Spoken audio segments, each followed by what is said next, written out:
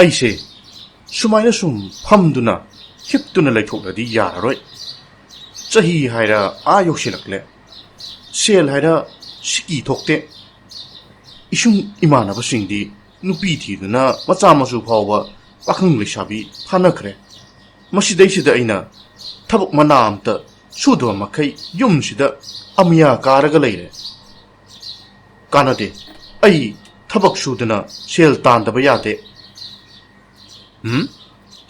ꯑꯩꯕꯨ ꯑꯄꯪꯕꯒꯤ ꯇꯥꯏꯞꯇ ꯀꯔꯤꯒꯤ ꯊꯕꯛ ꯋꯥꯅ ꯁꯨꯔꯒ ꯁꯦꯜ ꯇꯥꯟꯗꯣꯏꯅꯣ ꯑꯗꯨꯒꯤ ꯁꯔꯨꯛ ꯀꯣꯛꯅ ꯁꯦꯜ ꯇꯥꯟꯒꯗꯕꯅꯤ ꯀꯣꯛ ꯁꯤꯖꯤꯟꯅꯔꯒ ꯁꯦꯜ ꯇꯥꯟꯒꯗꯕ ꯈꯪꯒꯅꯤ ꯍꯌꯦꯡꯗꯤ ꯑꯩꯈꯣꯏ ꯈꯨꯔꯥꯅ ꯊꯥꯏꯅ ꯗ꯭ꯔꯃꯥ ꯌꯥꯎꯕꯗ ꯁꯦꯠꯈꯤꯕ DSPꯒꯤ ꯌꯨꯅꯤꯐꯣꯔꯝꯗꯣ ꯁꯦꯠꯂꯒ ꯅꯨꯄꯤ ꯀꯣꯏꯕ ꯆꯠꯀꯦ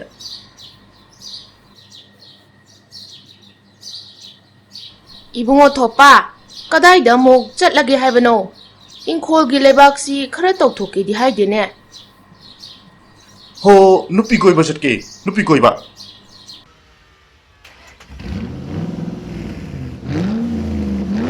티다 angawbasidi thabakna thabak suningdriba nupigasu thiningi malene kari tawraga nupi thakani na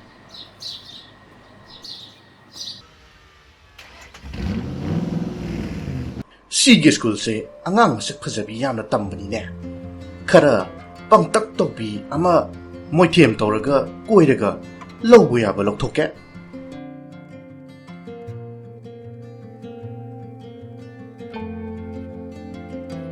딴짜리다 마시기 안강세 카라수 빵나위 DSP니 하질라가 마 핵다 꼬이르게 아베마 Kaiming kauke, sum khang na si tau bane.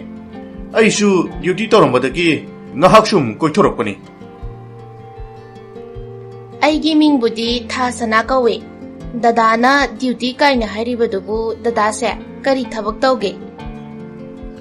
Yam na chawba thabak ka di na teda. Police department na DSP na lay bane. DSP oiradi thagi tolo mayam phanglam gani. Sel yamandana thampambu leramlaroine Kai digino da mingonda sel puraga law yolaga DSP oibane idi aduna thagi mi gi sadoi hunkibada tolop kamta lemhobana teda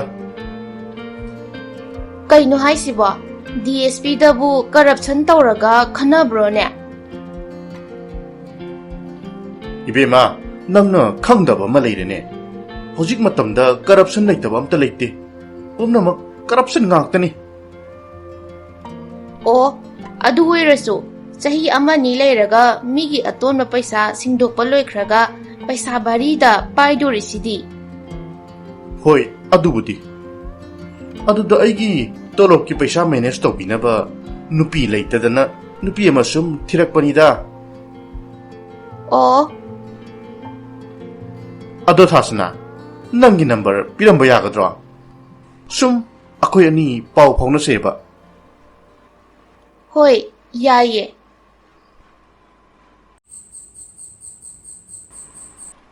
Dada nang se asingbagi DSP ro asingbagi ni ne ainabu nangonda phagi tawkhidro DSP ni hairaga hojik phawba nupi thiba khangdaba duda Aidi sasinaba DSP amuksu malure. Nate. Hojik matamdabu aina DSP sasinaradi asingba DSP na aibu phakiroidra. Aduneba. Ado thasana ai thamlage. Files kara pending lairi. Masi loiselakpaga ne amu phone torake. Hoi dada. Dadana phone tarakpa ngairamdoini ko. Hoi. Masi ngangsi yadori. Khara leiraga toksinaraga paisa-dagi sana-dagi khara lauthokke.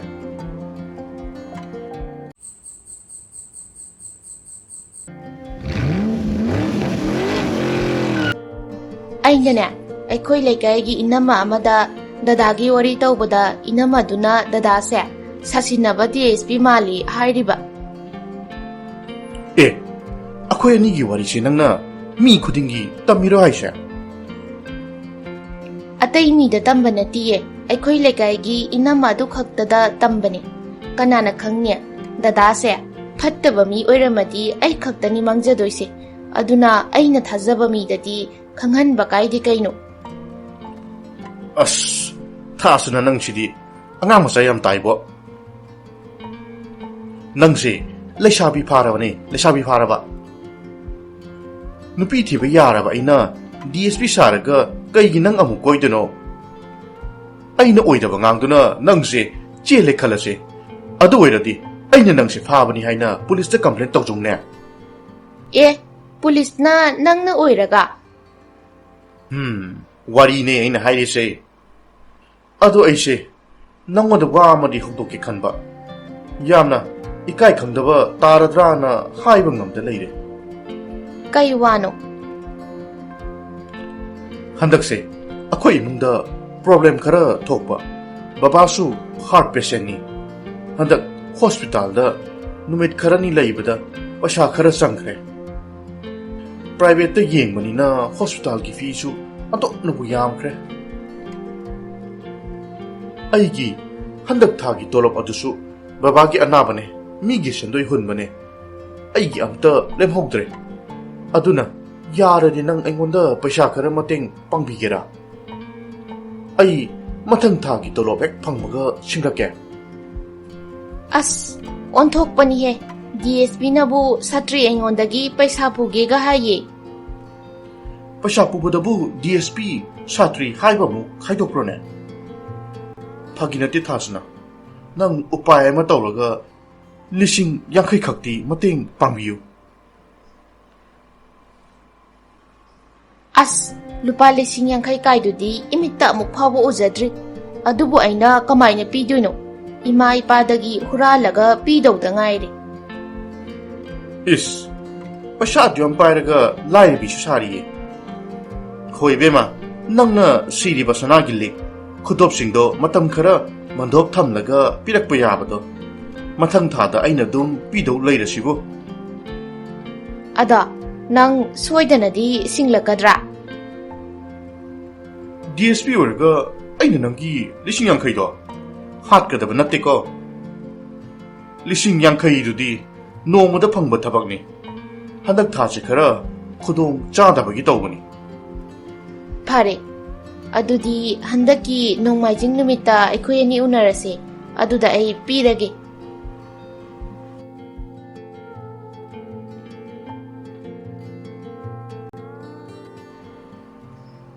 ꯏꯕꯨꯡꯉꯣ, ꯅꯪꯅ ꯍꯟꯗꯛ ꯇꯣꯏꯅ ꯅꯁꯥ ꯅꯥꯟꯅ ꯆꯠꯂꯤꯕꯗꯨꯕꯨ ꯀꯔꯤ ꯂꯝꯗꯅꯣ? ꯀꯅꯥ ꯎꯅꯕꯅꯣ? ꯏꯃꯥ, ꯑꯩꯒꯤꯁꯦ ꯄꯩꯁꯥꯒꯤ ꯂꯥꯏꯔꯦꯝꯕꯤ ꯂꯛꯁꯃꯤ ꯎꯅꯕ ꯆꯠꯀꯗꯧꯔꯤꯅꯤꯅꯦ꯫ ꯂꯛꯁꯃꯤꯗꯣ ꯑꯣꯏꯗ ꯑꯣꯏꯔꯝꯂꯗꯤ ꯐꯩꯅꯦ꯫ ꯂꯛꯁꯃꯤꯗꯒꯤ ꯄꯩꯁꯥ ꯂꯧꯕꯅꯦ ꯑꯩꯅ ꯆꯠꯇꯣꯏꯁꯦ ꯏꯃꯥ꯫ ꯍꯧꯖꯤꯛ ꯃꯇꯝꯗꯗꯤ ꯑꯄꯪꯕ ꯃꯤꯗꯅꯕꯨ ꯋꯥꯅ ꯊꯕꯛ ꯁꯨꯔꯒ ꯁꯦꯜ ꯇꯥꯟꯕꯒꯤ ꯋꯥꯅꯤ, ꯑꯩꯈꯣꯏꯒꯨꯝꯕ ꯑꯁꯤꯡꯕ ꯃꯤꯗꯤ ꯂꯧꯁꯤꯡꯅ ꯇꯥꯟꯒꯗꯣꯏꯅꯦ꯫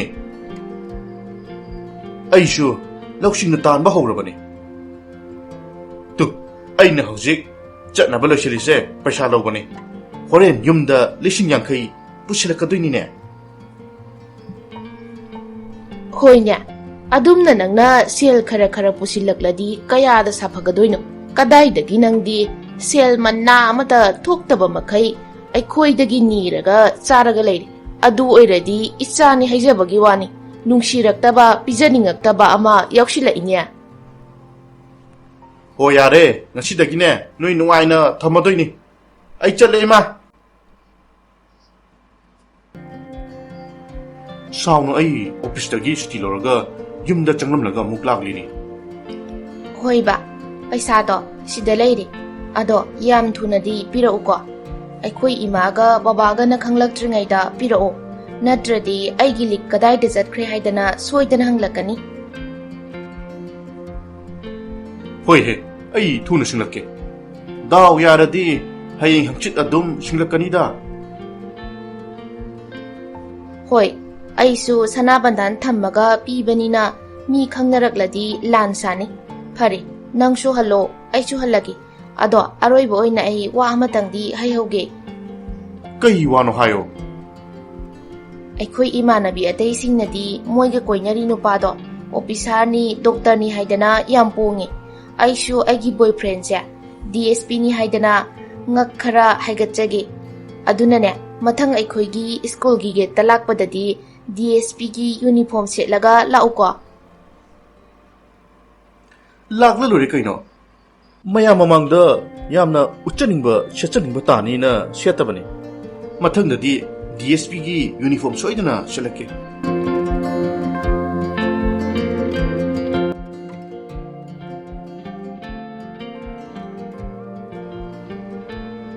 Masigi nupa sinthibaje phone ga mata pairakteba. Aigi nahana magi mawongdo khara chingnarap tawkhibani. Aigi sana thambagi paisa do mana loina lauthokre. Aduga paisa do hek laukhiba numit adudagi phone amuk hanna tawrakhidreba. Ainane call tawrasu sungpai paidreba. Kamai tawni tawrasidia. DSP nabu lupa lesing yang khaida chopkadro. DSP ni hairaga nong mata uniform setlaga laktaba. Aikhoi imanabi na haibada naha nong malambida nupi amaga chathawi haiba. Mabu yamna pamuba chopubagi wanate. Aigi paisa du khak pirao haibaneba aidi. Hai, apang biya, ngasigi numita nang sanasingdo puraga lakadabani. Natradi napada taklaga nangsu nupadusu pulis taklaga jailda thamgani haisini. Koiba ima, aishu phone kana dawri hairedana. Yada tawbani somda.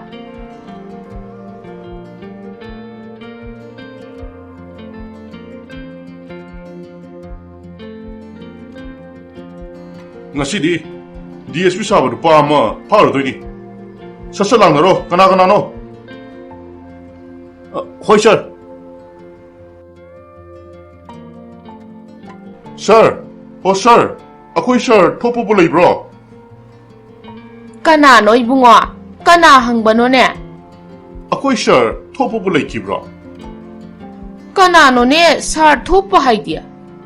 Sir topo hay di DSP to ne. Mama sabu lay ki bro. Lay na di amukta kaktupiro. Ibungo, aigi ichanupa ama lay. Mamingbudi thopa kawi. Ado, madi DSP na tene. DSP na te hay shibu. Imagi chan pa dubu kari sinpam paini ke huji. Ibungo, madi tabak kari mata tawde. Kari mata oide ne. Oh. Ado, imagi chan pa do hojina kadai de jakiba. Maga wari amata sanajage. Hojikpudi lau yeba jatkine. Anakpadani ibungo. Tu, aikhoi sumang matonda uriba labuk asidani. Pare ma. Adudi, ako'y amuk chatlukige. Ibungo, kainomta. Kari maram laybagino nakhoi nga ichanupa hangliba sibo. Kaishu layba natida, sum maga wari ama sananingdana tawbuni.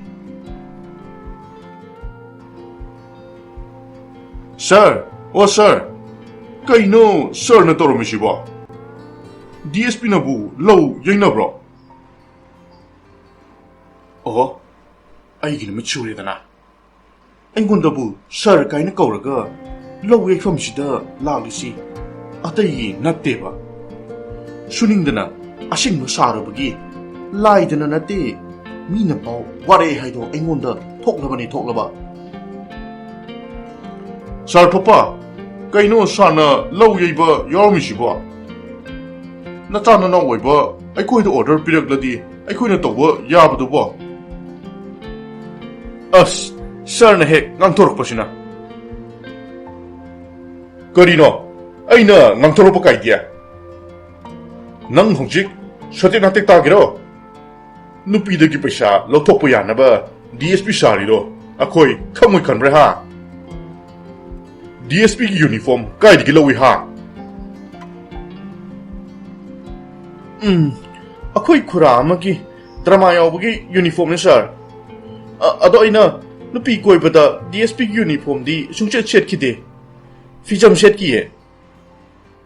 Masi mamai sida chet thajilakani masi. Nupi Koiba da chet de gaina. Nupi de lupa ke lokthoi ha.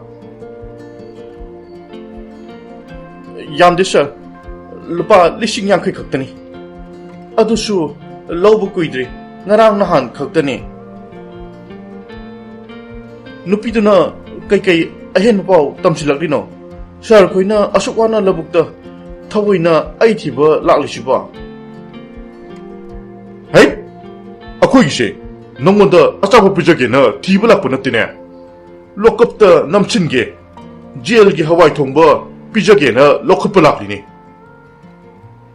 Hai, noi myam kaidori DSP asabasi gari da hapkalo. Hoi sir.